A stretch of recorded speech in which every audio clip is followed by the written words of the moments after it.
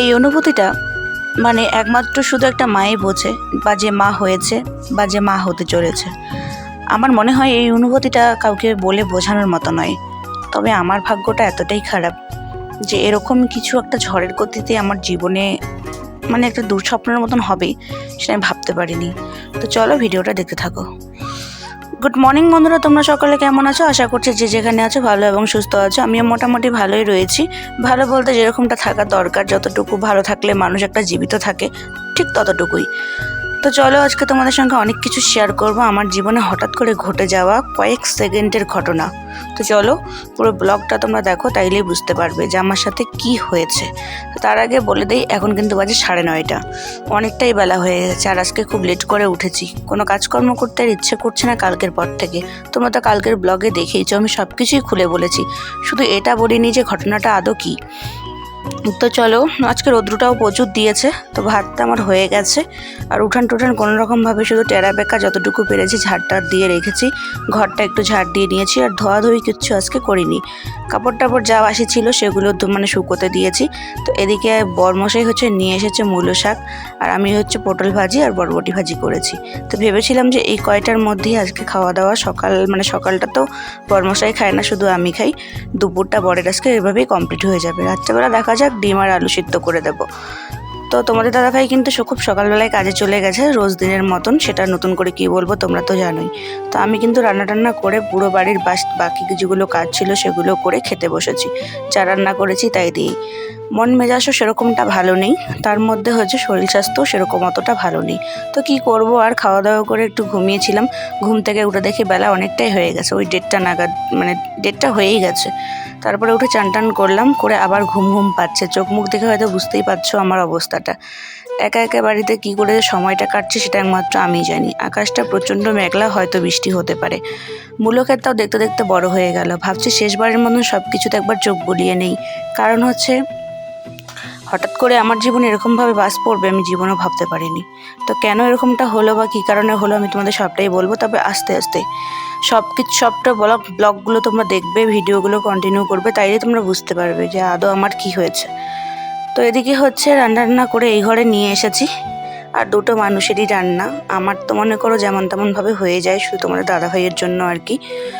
তো কাপড় টাপড় কিছু মিছু করে ভাঁজ টাজ করে রেখে দিচ্ছি, কারণ কালকে যেগুলো ধুয়ে দেওয়া হয়েছে ওগুলো আজকে এখনো পর্যন্ত ভাঁজ করা হয়নি।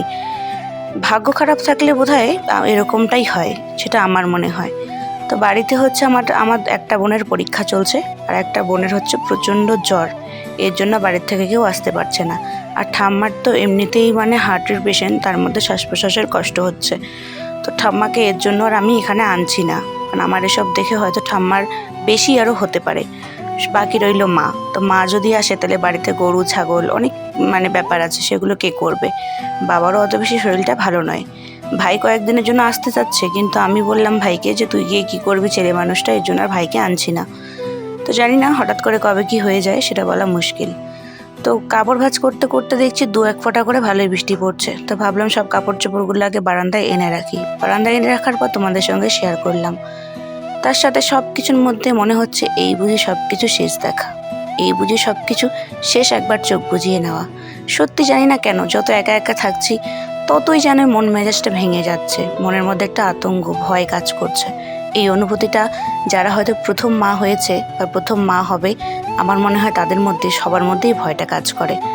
তো জানি না তোমরা যারা মা হয়েছো বা মা হবে তোমাদের অনুভূতিগুলো কীরকম, কিন্তু আমার তো ভীষণ ভয় করছে। তো এখন কিন্তু 3:30 বেজে গেছে, ভাবলাম একটু পাস্তা বানিয়ে নিই, খুব খেতে ইচ্ছে করছে। মনে হচ্ছে আর বুঝি আর খেতে পারবো না। তো যাই হোক, সত্যি কথা বলছি, তোমাদের সাথে শেয়ার করছি ভিডিওতে। আমার মনে এরকমই হচ্ছে, ভীষণ লেভেলের ভয় কাজ করছে। আর সাহস দেওয়ার মতন আজ আমার পাশে কেউ নেই। মাকে ফোন করছি, কিন্তু মায়ের মনটাও খুব খারাপ। আমার রিপোর্ট দেখার পর সবারই মন ভেঙে গেছে। এই যে ফুল গাছগুলো নিজের হাতে লাগানো কয়েকটা চারা গাছ আমি কিন্তু নিজের ইচ্ছেই উঠিয়ে দিয়েছি। খুব সুন্দর লাগছে না চারপাশটা? কত ফুল লাগিয়েছিলাম হাতে হাতে, কত কিছু। আর এদিকে টমিকেও একবার তোমাদের সামনে শেয়ার করে দিলাম। পাস্তাটা হওয়ার আগে সর্বপ্রথম টমিকেই দিলাম, কারণ আমি বা তোমাদের দাদা ভাই আমরা যেটাই খাই না কেন, যাই খাই না কেন, টমিকে কিন্তু আগে দেই। ডিম একটা অমলেট করে নিয়েছি আর সঙ্গে হচ্ছে পাস্তা। আজকে আমার বিকেলের এটাই খাওয়া। তোমাদের দাদাভাই এখনো বাড়ি আসেনি, ওর জন্য মনটা অন্যরকম লাগছে। মানুষটা জানি না আমি না থাকার পর মানুষটার অবস্থা কি হতে পারে, বা মানুষটা কতটা ভেঙে পড়বে। এগুলোই সারাক্ষণ মনের মধ্যে ঘুরপাক করছে যে আমার যদি কিছু হয়ে যায় তাহলে মানুষটা তো পাগল হয়ে যাবে, হয়তো বাঁচবেই না। তো এটা খেতে খেতে তো একটা জিনিস ভাবছি যে দুদিনের জন্য মানুষ দুনিয়ায় কত কিছু করে, তাই না? আর শেষকালে মানুষের শূন্য হয়ে যেতে হয়।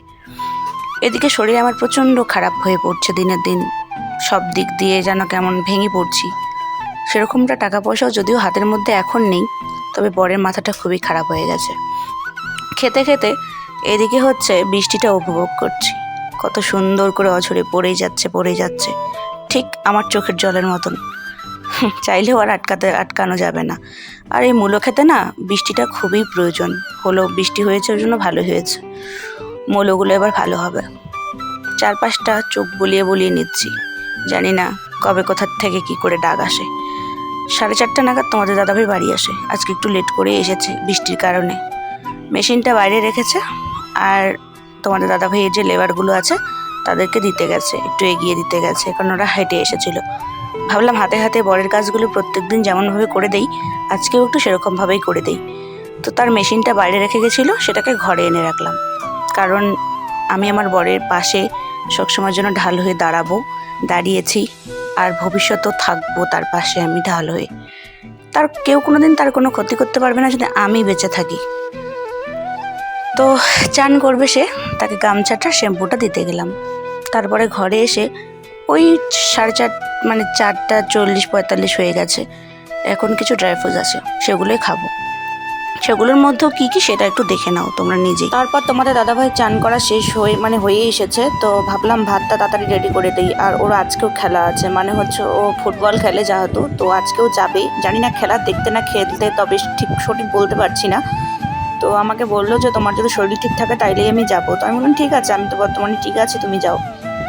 আর তো আমি তো সারাক্ষণ ফোন নিয়ে থাকছি, তো ভাবলাম ব্লগটা শেয়ার করে দিই নাকি। অনেকক্ষণ ফোন ঘাটাঘাটিও করলাম। তারপর হচ্ছে তোমাদের দাদাভাইয়ের ভাতটা রেডি করে দিলাম, রেডি করে দিয়ে ভাবলাম তোমাদের সঙ্গে কিছু কথা শেয়ার করবো। শুধু বিছানায় বসেছি তো আর ভাবলাম যে এখন আর কোনো কিছু তোমাদের সঙ্গে শেয়ার সেরকমভাবে করবো না, কিছু কথা বলার ছিল।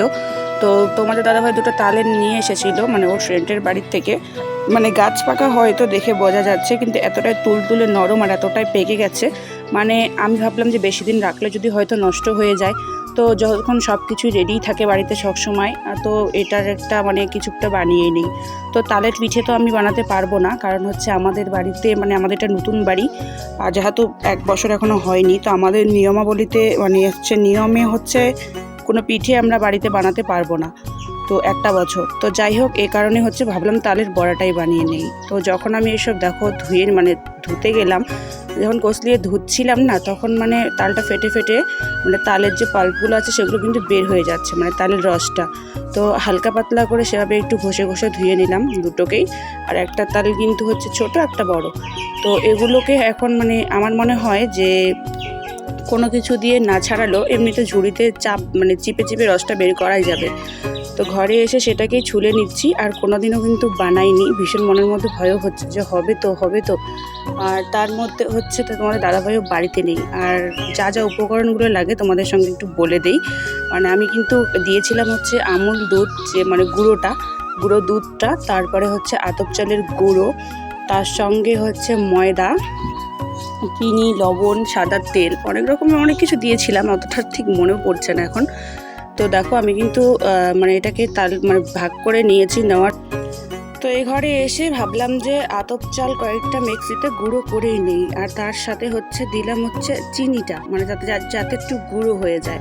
তো যাই হোক, ভালোই হয়েছে। এই দেখো তোমরা, তো আমি একটু কুটে নেব আর কি, যাতে কোনো গুঁড়ো চালটা না থাকে, গোটা চাল না থাকে, বা ওই চিনি দানাটা, তো চিনি তো গলে যাবে, কিন্তু চালটাই তো সমস্যা। তারপরে বন্ধুরা, আমি কোনো কিছু শেয়ার করিনি, হঠাৎ করে শরীর প্রচণ্ড লেভেলের খারাপ হয়ে যায়।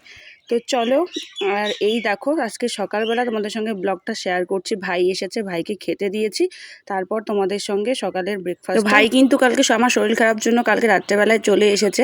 তো ভাইকে দিয়েছিলাম সিঙ্গারা, তার সাথে তালের বড়া, আর আমি নিয়েছি চা। আর ভাই কিন্তু চা খায় না, এর জন্য ভাইকে গরম একটু দুধ করে দিয়েছি।